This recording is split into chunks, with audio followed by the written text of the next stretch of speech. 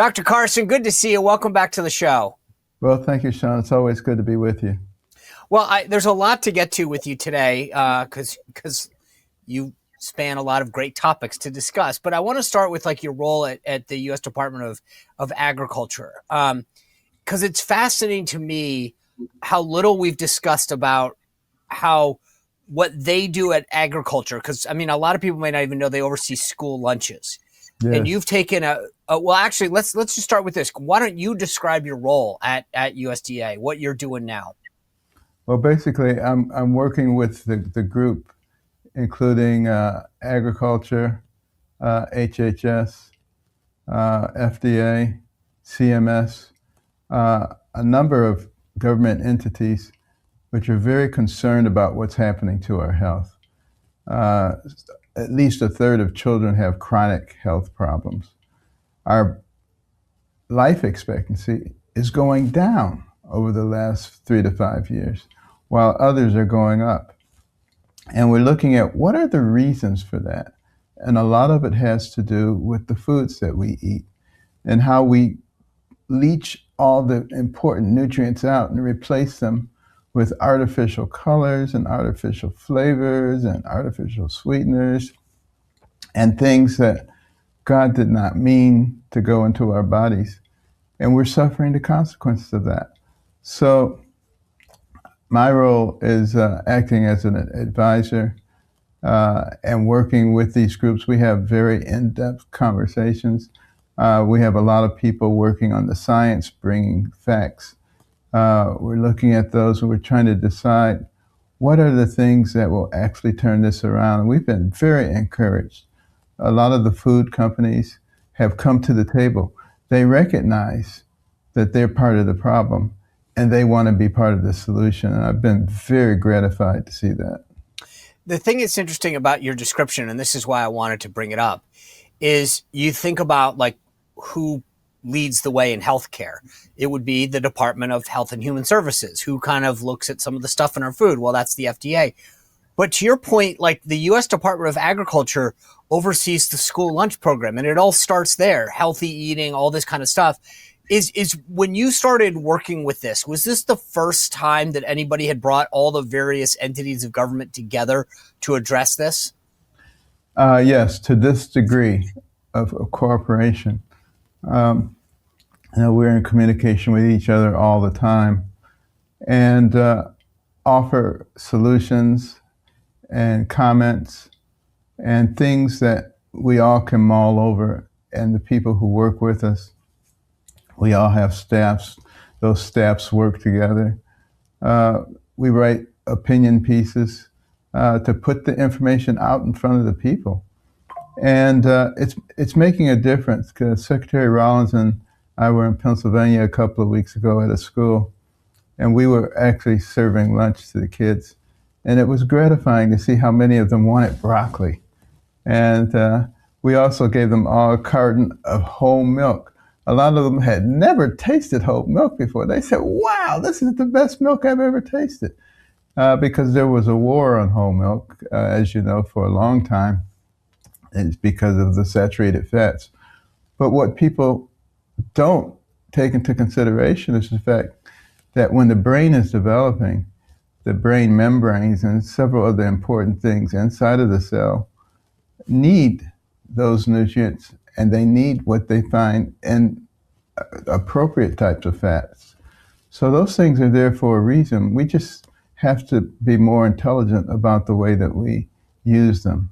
And I think it's going to make a huge difference. We're going to see some major changes in health patterns soon because we're paying attention to this. I want to tell you a funny story. Last night, we were driving home from my son's basketball game, and we stopped at Wawa just to get something to eat or drink, and I went to order like a coffee.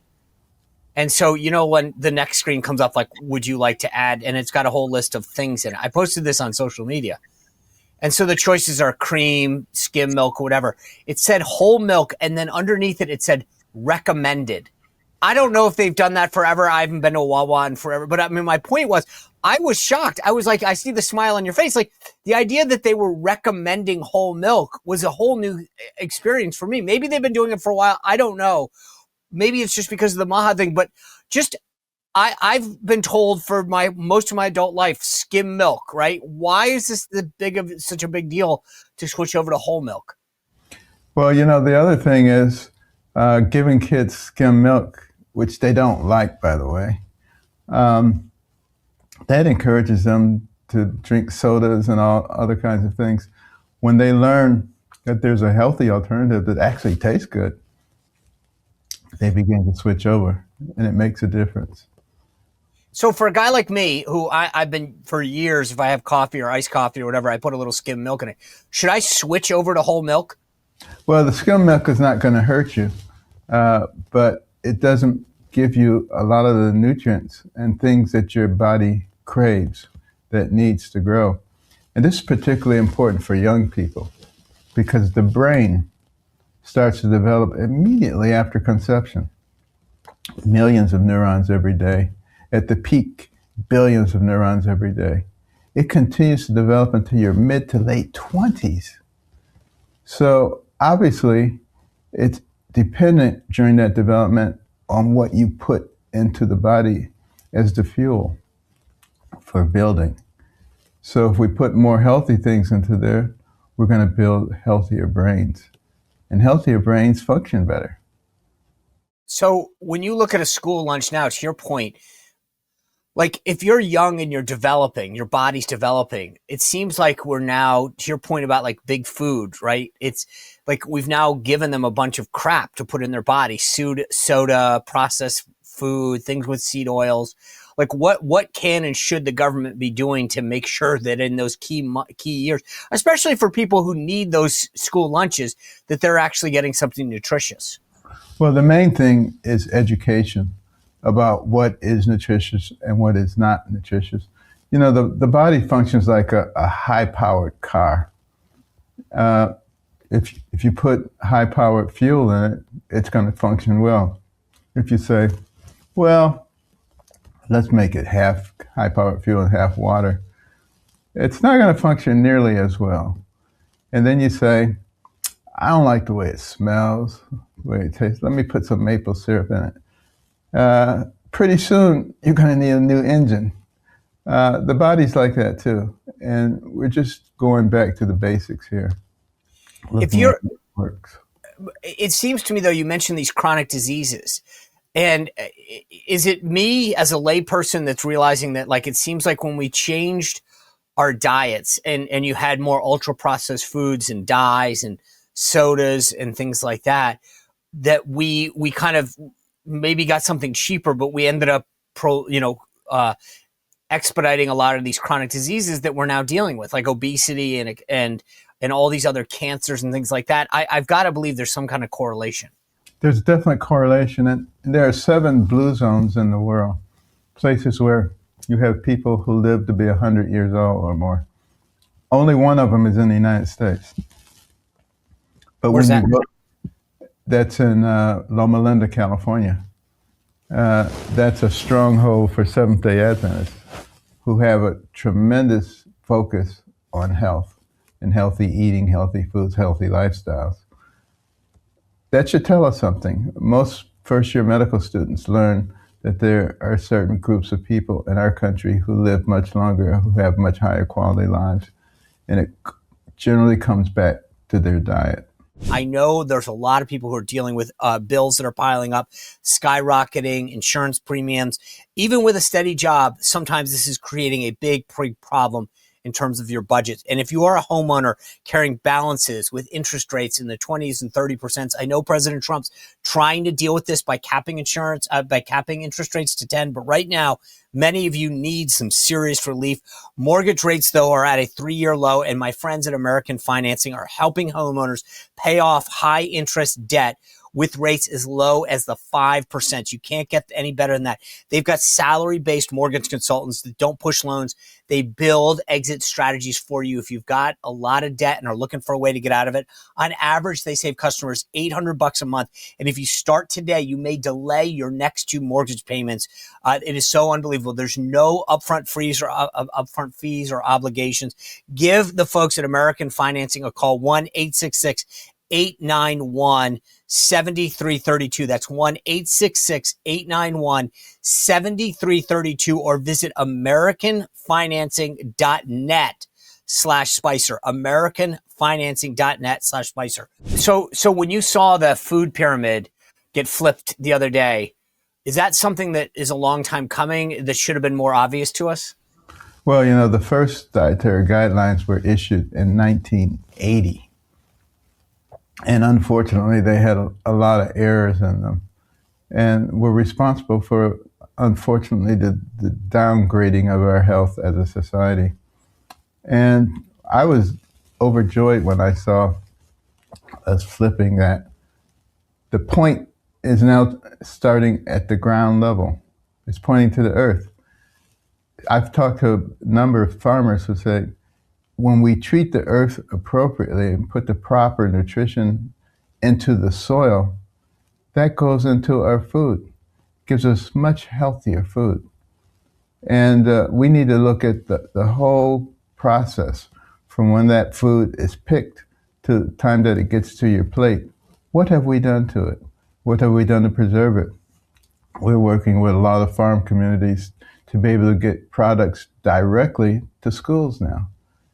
And obviously the agriculture department is also responsible for what goes into a lot of hospital food, a lot of prison food, etc. We'll just continue to make people aware of what's happening. And then you have the obesity issue. Just because it's good food doesn't mean you should eat a ton of it. You need to learn how to moderate your diet. And some people say, well, I don't eat very much at all. I have a gland problem. They do have a gland problem. It's a salivary gland. You're not going to gain weight if you don't burn. If you burn a lot of calories, you're not going to gain weight, basically. Calories in, calories out. I don't care what kind of glands you have. You're not going to gain weight if you don't put a lot of calories in or burn them. What about like mental health and autism? It's two other areas where I think there's been a rise, at least in the last several years, whether that's just diagnosis or issues that are facing. Like, what can we be doing about both of those, especially among young Americans? Well, the number of cases of autism has dramatically increased from 1 to 4 in 10,000 to 1 in 31. Now, you got to say that can't be coincidence. That's a dramatic change. And we feel that a lot of that has to do with diet, but it also has to do with lifestyle. I used to have a lot of patients, and the parents would come in and say the pediatrician wants to put them on this medication because they have hyperactivity disorder. And I would say, tell you what, why don't we try a little thing here? I said, do they watch TV? Can they watch movies? Oh yeah, they can watch movies all day long. I say, what about video games? Can they play those? Oh, they can play them for days. And I say, well, let's try this. Over the next 3 months, I want you to gradually wean them off of those things and substitute the time with you reading with them and discussing material. And then come back and see me in 3 months and let's reassess the situation. Virtually all of them came back with a different story. Their kids were much more manageable, didn't have anywhere near the trouble concentrating on things. Their schoolwork improved. And it tells you it's not just the diet, it's also the lifestyle. And what are we doing with our kids when their brains are developing? And are we spending appropriate time with them? If we spend the right time with them and we give them the right diet, we make sure that they exercise appropriately and are getting plenty of water to drink, I think you're going to see dramatic changes. And it's going to happen. The government does have a role because there's these SNAP benefits. This is money that is used to lower income Americans to help finance it. And yet we kind of let people use stuff to buy crap, to buy unhealthy things. Yeah. What should we or could we be doing to reform that so that people are, buying things that actually don't put them on the path to a chronic disease? Well, during her first weekend as the Secretary of Agriculture, Secretary Rollins jumped on that issue. And already changes have been made in terms of what you can purchase with SNAP. So, and some people say, but you're taking away food from poor people who need it. We put twice as many things in place than the ones that have been taken away. And they're all healthy alternatives. So that means we have a government who is actually actively involved in making sure that the choices that we give people are good, healthy choices that will improve for their health. I spend a lot of time talking about the role of big pharma and big food in terms of their power and influence in Washington, D.C., lawmakers, government officials. You've seen it from every angle. What should people know about the influence of those industries when it comes to policies that come to that address their health, right? I mean, I think about this all the time. Like, I've made decisions about heart healthy things. I'll see a product on the shelf and I'll go, oh, it says heart healthy. Oh, that's got to be good for you.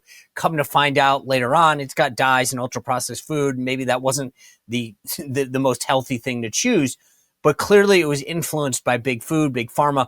What should people know about that? How much influence do they have over the decisions that the government is making? Well, as you know, money talks, and it has unfortunately influenced decisions in the past. And I'm not saying that it doesn't still have some influence, but we know about them now. It's been exposed. And the most important thing is to help our population to understand what is good, what is healthy, what do the statistics show. Put the facts on the table and let people see them and understand them. That's the biggest difference. And this administration fully understands that. And, we know that education is one of the key things that allows the kind of system that we have in this country where people have liberty. It allows them to thrive. And ignorance is something that allows a Marxist type system to thrive. Because when people don't know things, it's very easy to manipulate them. And we've seen that. The indoctrination, particularly aimed at our young people. We're aiming to teach young people what whole foods are, what good foods are, what they do for you. And if you can get them started understanding that as youngsters, what a difference it makes. When we were at the school a couple of weeks ago, Secretary Rollins and I were serving the food, and we were really gratified to see how many of the students said, can I have a broccoli instead of the packaged snack? I think they're starting to learn, and we're going to be the beneficiaries of that learning. One of the things that happened last week that I've been touting, and you are the former secretary of HUD. You've done a lot of work with kids. I got to believe these Trump accounts that were announced last week, to me, in my opinion, are unbelievably transformational in our country. The ability to allow a young kid to create wealth, and so that when they're 18 or 25, they've got a down payment, whether they want to put that towards an education or a business or whatever. But you've seen this firsthand. I mean, you dealt with housing and urban development. Like, how important are these Trump accounts, in your opinion, in transforming the future generations of Americans? They're incredibly important to help people understand the importance of investment, of compound interest, what it actually does for you, and what it does for your future. I mean, we've had the Carson Scholars program in effect for almost 30 years now. We give kids scholarships starting in the 4th grade for superior academic performance. It goes into an account for them where it is developed. And then when they get to go to college, the college gets the money. And it's a lot of money sometimes. And these are going to be even better than those because not only do they get the money, but others are encouraged to add to their accounts. And one of the things that is so important about these Trump accounts is it's open for people who have a lot of money, like Michael Dell and so many others, to give back. So many people are bitter against billionaires. Billionaires have done a lot of things for our society. If there were no billionaires, there'd be a lot of hospitals that don't exist, a lot of schools, universities that don't exist, all kinds of things that wouldn't exist. So don't be bitter against them. Encourage them to get involved, to make life better for our future generations. And, this is what Marxists do. They always say, we could solve all of our problems by taking their money and redistributing it. Where has that ever worked? It's been tried in a lot of places. It doesn't work. What does work is having people who are willing to invest in their communities and grow them. That's why America reached the pinnacle of the world in record time, because we had people who were willing to invest in our communities. Let's not be so easily manipulated by the people who are so jealous. And, I was talking to someone yesterday, and I was talking to him about socialism. This was a driver at the airport coming from Spain. He didn't know what socialism was. He said, what exactly is socialism? And yet he had all these horrible opinions about what should be done to rich people. And after the conversation, he said, you know what, you're right, I agree with you. But he had never really heard the other side of the story before. Well, that brings me to my next question, which is it's National School Choice Week. And how much of this is on educators? Like I thought about this the other day based on a comment that somebody made. Like people always are told parents are in charge of raising their kids, but let's be brutally honest. We wake up in the morning, we send our kids to a school, the teachers and the administrators are there for from let's call it 8 to 3, just, ballpark. So that's 7 hours a day that like these educators and administrators have carte blanche on kids. And as we are sitting here at National School Choice Week, if you think about parents, like what should parents be doing right now? Because you sometimes forget these people are indoctrinating them. They're talking about socialism being a good thing. They're talking about woke DEI policies.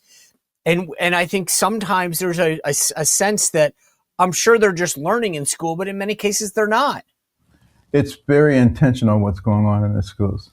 If you go back and you look at the congressional record, January the 10th, 1963, Congressman Herlong from Florida read into the record the 45 goals of communism in America. One of them was to gain control of the school systems and the teacher unions so that the children could be indoctrinated.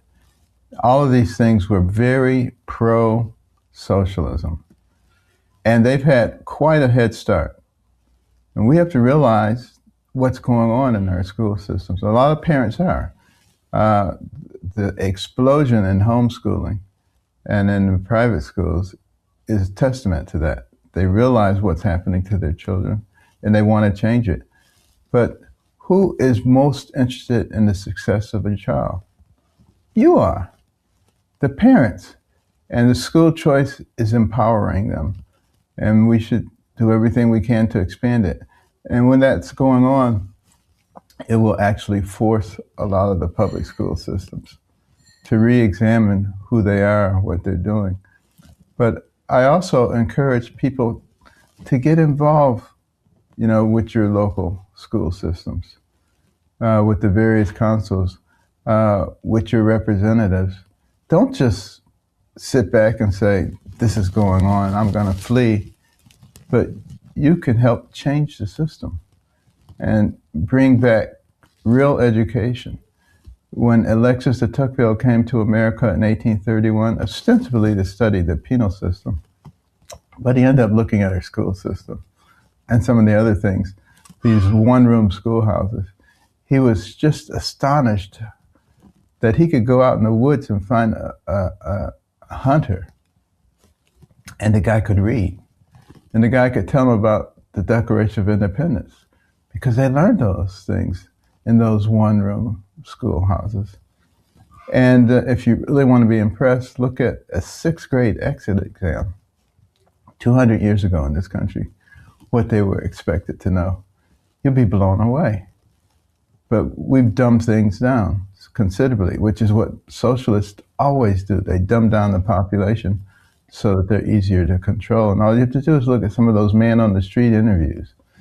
And they go and they interview these college kids on the beach. They don't know anything. Well, it's very easy to manipulate somebody who doesn't know anything. You know, it's funny. You guys at the American Cornerstone Institute have done a lot with like Little Patriots and educating people. We're entering the 250th anniversary of the country. You mentioned the Declaration of Independence, all these things that are the founding of the country 250 years later, we look back on. And I think rightly so, you point out that there are so many people who are oblivious to the founding documents, to the struggles that we went through to found the country and the principles of, you know, freedom of religion and oppression and all this stuff. Like, what is it that we can be doing as we enter this 250th year anniversary of our country to get people more excited about patriotism, understanding the bedrock principles of the country? Well, I think we have to be just as vigorous in presenting who we really are as those who are trying to change our image and change our history.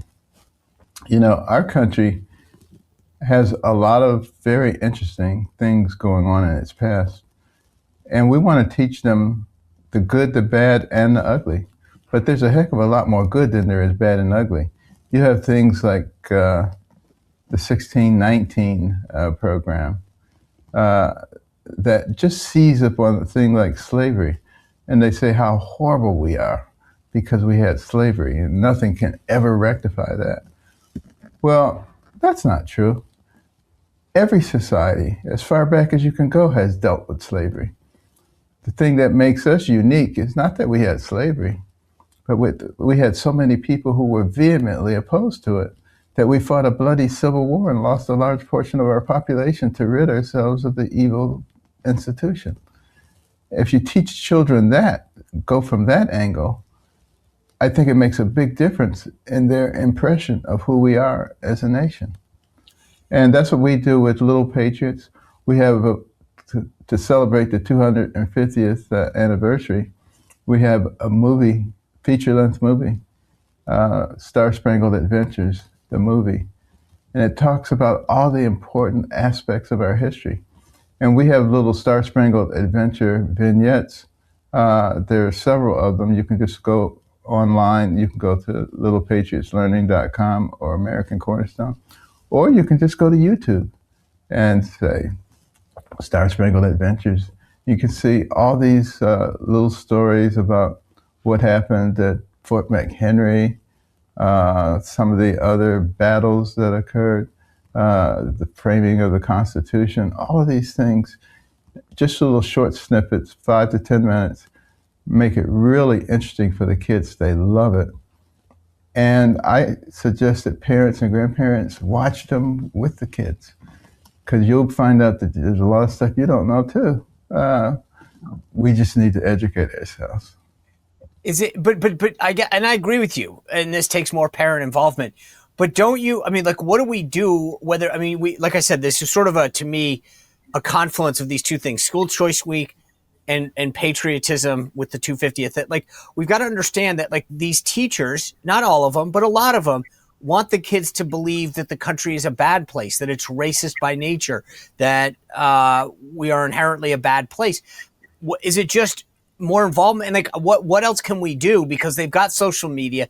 They see, you know, even last night at the Grammys, I didn't watch it, but you're going to see a lot of these kids hear claims about how our country is horrible and evil and oppressive. We've got ICE out there doing this, and the teachers will reinforce it in class today. Yes, that's exactly what happens. We have to be courageous. The problem is we have a lot of people who have common sense, who love our country and are decent people. But what they don't have is courage. They don't stand up for what they believe. They rather stand in the corner and stare at the floor than to actually get into the conversation and defend what had happened in our country and talk about the values and the principles that led us to where we are. You cannot be the land of the free if you're not the home of the brave. And if you don't stand up for what you believe, you're going to lose it. Yeah, I totally agree. I got to commend you and what you guys are doing at American Cornerstone Institute for spreading the word, giving these videos, the books, the programs, getting into these schools. I think is crucial, and I appreciate everything that you guys do to make this happen. And just as a reminder, again, where should people go if they want to watch one of these films, spread the word, etc.? Probably the easiest thing is just to go to YouTube and say Star Spangled Adventures, and you have access to it all. But if you want to see all the other things that American Cornerstone offers, just go to americancornerstone.org. And if you want to just go for the kids, you go to littlepatriotslearning.com. I noticed that you spelt it learning, not like the folks in Minneapolis that just said learning. That was smart. Although now we got to remember that you have to spell it the right way to find the website. And I just might mention that all of our programs are free of charge. It's not that this stuff doesn't cost a lot of money to create, it does. But we have wonderful patriotic Americans, just like we were talking about a little while ago, billionaires, who understand the importance of making sure that people understand the right side. Dr. Carson, thanks for all of your previous service to the country and what you continue to do to serve the country and to help the next generation of Americans. I appreciate it. Thank you, Sean. You bet. Well, if you enjoyed this content, make sure to like this video, subscribe, and click the notification bell to get more.